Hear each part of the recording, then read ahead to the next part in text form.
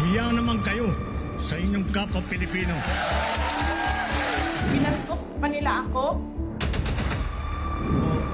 What is the law and what Pakinggan ng proceeds of the illegal drug trade ng Duterte.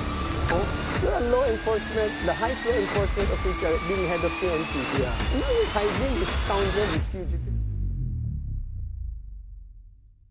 Ano po sa tingin ninyo Sige. with regards sa experience ninyo sa gera na ginawa ng Amerika and also what's going on right now sa issue pampolitika naman regionally sa Middle East na sinamahan na naman ng Amerika?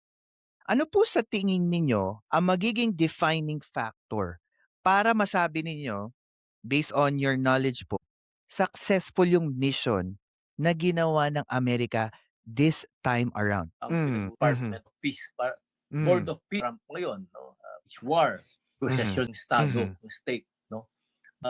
Is unpredictable. Kasi madadama. ano yun, no? Parang ano po, Prof, yung sinasabi, basta maisip lang ng presidente kahit natutulog siya, gera kaagad, wala nang tanong-tanong. Galing sa kanya. Dito sa gera nga.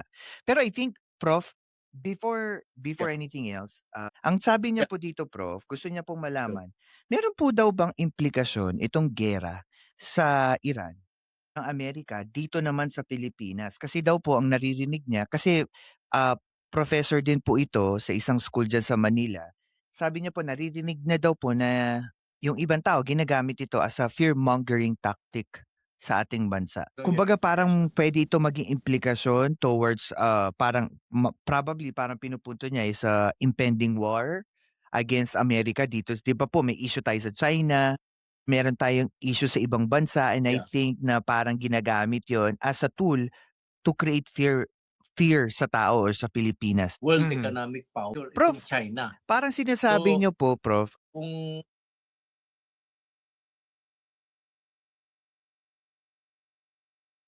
yeah.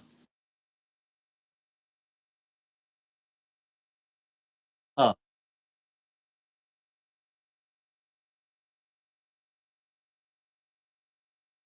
Yes.